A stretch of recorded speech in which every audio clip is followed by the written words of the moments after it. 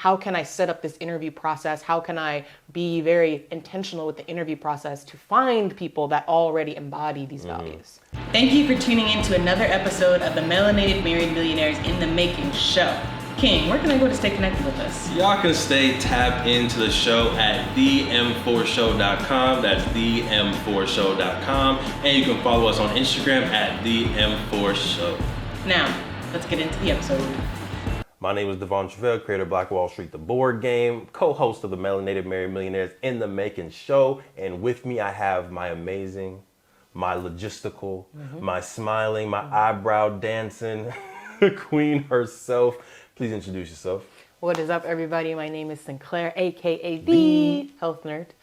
And yes, I am Director of Operations and Logistics as well for our business. So I think today's episode is super important for all aspects, but especially I think for everything that I see on the back end too.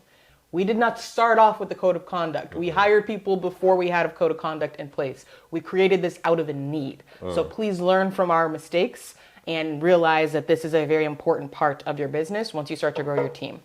So number one is because it sets and documents the expectations, which you've already talked a little bit about, but you talked earlier about how you just assumed that the people that we're hiring are going to uphold what you expect as an employee because you have those values, right? But I literally wrote here, it's funny you said that. You cannot assume your team knows how to be a good representation of your organization. Every company is different, right? An employee at McDonald's is going to conduct themselves probably differently than an employee at Chick-fil-A, right? Because Chick-fil-A invests and expects a level of customer service, right? So they put that training in there. They hire people that have that type of energy. Right. So whatever you set as the expectation is what you are going to get in return. It also serves as an agreement between the employer and the employee. Number two, it helps you identify good potential employees or potential candidates, right? If you know once you get them into the organization, this is what you're going to be expecting of them. You don't want that to have to be a big shift and change to who they already are.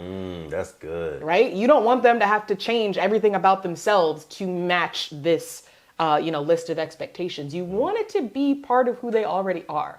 So once you have that list of expectations, you can now start being targeted with the questions that you're asking in the interview, right? And be looking for little red flags. Like if you want a person to be very team oriented, when you ask them about their strengths and weaknesses, if they talk about like, I don't really do well with teams and I always just like to be by myself, and that's great. That's probably good for another type of industry or another type of organization, but not for us, right? So those allows you to really look for like, how can I set up this interview process? How can I be very intentional with the interview process to find people that already embody these values? That is an excellent point, Queen, on filtering the interview process. 'Cause I think our first interview process, we didn't have a code of conduct. We didn't have a clear roles and expectations. So we were just hiring off of really vibe and availability, right? If you got a good vibe and you're available to come through, play Black Wall Street, we'll hire you. But now, second round of things, we were able to get really more specific on timeliness. Yes. Are they smiling in the interview? What kind of vibe are we getting? Are they educated, or do they have, not are they educated, but are they educated on financial literacy? Have they been a tutor before? Have they worked in summer camps before? Get really more specific on the type of people. But then on the flip side of that, once you get someone who truly embodies these things naturally, and there's a couple people on the team that I'm just like, yes, they are play Black Wall Street through and through. You now can like take those people and I want to help them promote through the company and stay because their value, their code of conduct, and their culture is perfectly aligned. So we want to continue to grow with those people. And then there's been other folks to where they join the team. It's clear that who they are is not in alignment, and it takes either a lot of effort for them to try to get in alignment, or they never get into alignment because it's just in their bones. And it's like, okay, well, this is a person that will not be welcome to join the team again in the future, right? So it makes it real easy to make those decisions. Yes. Anything else to add on number 2? No, queen. We flying through. Come on now.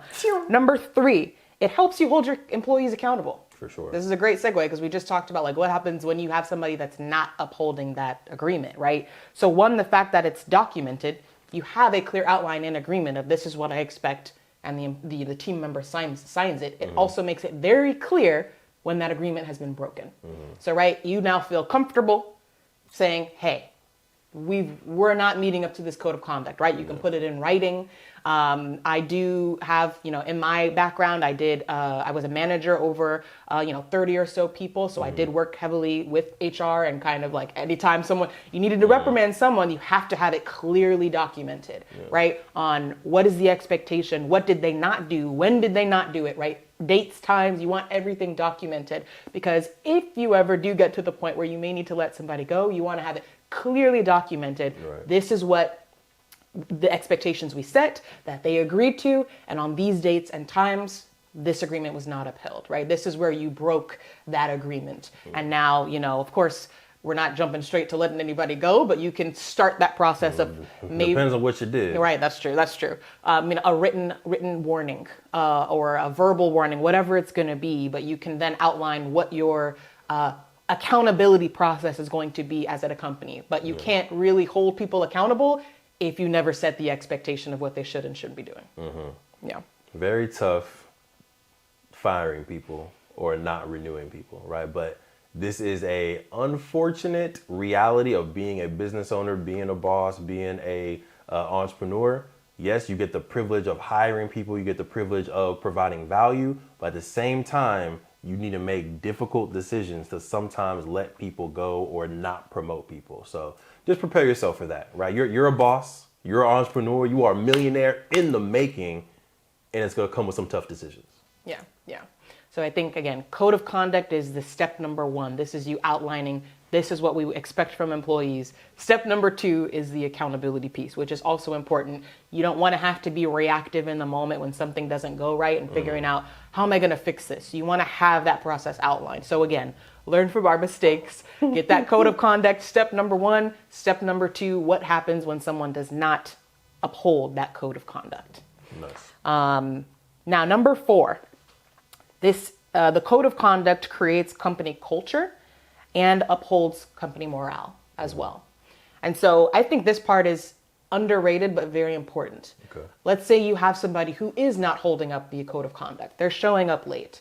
They're not, dressed appropriately. They're not showing up at all.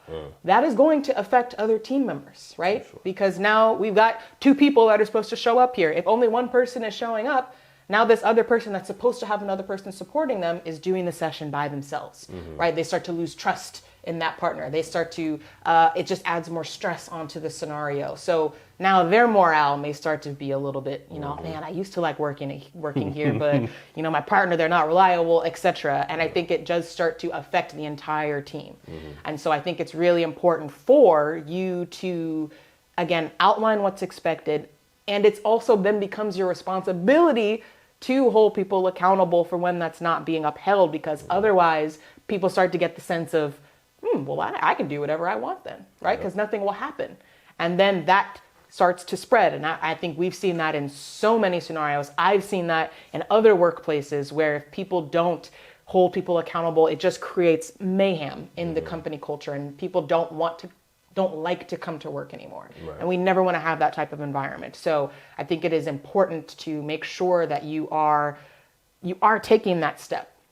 Because when a team member does not, again, uphold that code of conduct, it does affect the morale of the entire team. For sure.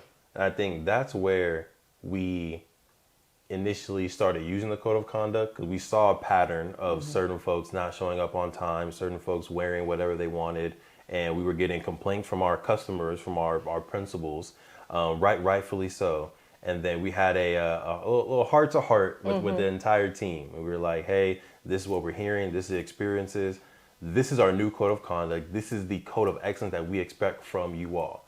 We pay very well, right? We pay significantly over minimum wage. We do a lot of small things that show our love and our value for our team. And with that, we expect that to be reciprocated, right? Because we're going above and beyond as employers, we expect you all to either go above and beyond as team members or at least meet this minimum of excellence with the team. And we had this meeting, and I went in a little bit. I'm gonna be honest with you. I don't know if I went in a little too much. I got on my soapbox and I really went in on our team just from a passionate standpoint. Like, we're here to create impact. We're here for a very specific mission, vision, and we are hiring you all to be in alignment with that mission. If you can't get on board, if you can't be at this level, this is not gonna be the company for you. And I think after that hard conversation and confronting it, we saw a shift in the culture. Then we had people sign the code of conduct, and it's been very solid and consistent since that point. So again, I think sometimes you do, as a leader of the company, need to hold that responsibility of the culture and not be afraid of confrontation when people are against the company culture. I think it's also important to be intentional about when you roll out the code of excellence and create for us an experience around building the culture. So you can do this through a company retreat, right? And I think we started doing this with just me and the Queen, having company retreats for Play Black Wall Street, for the M4 show, so that we can be just fully immersed in the brand, in the culture, go through our mission, vision, core values, code of excellence, critical actions, and just be surrounded by the culture and then walk in it. And we were able to have that experience with our Play Black Wall Street team. So we took them, paid for it, flew them out to Tulsa, stayed in the hotel. We were there for 3 days. 3 days. Each day we talk about the mission. Each day we talk about our customer. Each day we talked about critical actions. Each day we're talking about our code of excellence. And by the end of the experience, they're now walking away with, I'm in Play Black Wall Street now, right? I've been, I don't want to say indoctrinated, because I feel like that has a negative spin to it. But I've been exposed to the culture of Play Black Wall Street. I now clearly know the expectations, but also they saw our commitment, our investment to them as employees, right? To being willing to even create that experience, create that environment, have one-on-one conversations, group conversations, dinner. It was just a great way of creating a culture. So highly recommend y'all have some type of business retreats, virtually or in person, that allows them to learn these things about your company. I mean, we definitely have invested time and energy and money into that retreat or that training process, because we do see the value in it. And we want people to be bought into our mission, our vision, and not just want to collect a check, right? And so, I mean, we've had people say like, this is the best job I've ever had, before they even actually go to a site and start teaching. And that like really warmed our hearts, because it shows that what we're doing is working. So yeah, I think this is so, you don't think about how important this is until you see the need for it.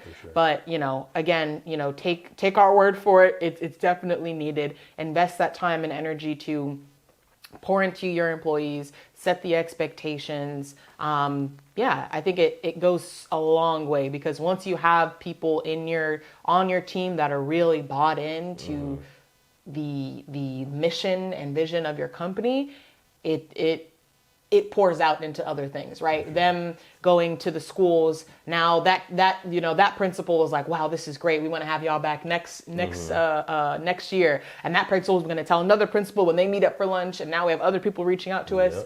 And, we've had our team members, randomly reaching out to us like, hey, I just met this person. I talked about our organization. Like, you should connect with them. And we never said they had to do that. We never said like, please go out, and they're not sales representatives in any way, shape, or form. But the fact that they're willing to do that shows that like, wow, they truly believe in what we do, and they want to see us win, and us meaning the whole team.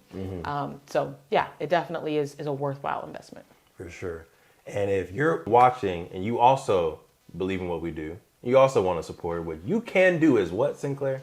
Like and subscribe. Make sure y'all smash that like button. Make sure y'all subscribe to the M4 show on YouTube. And if you're listening to this on any type of audio or podcast platform, Apple Podcasts, Spotify, Google Podcasts, iHeartRadio, all those things, make sure y'all also follow. That way more people can get this message and get this value.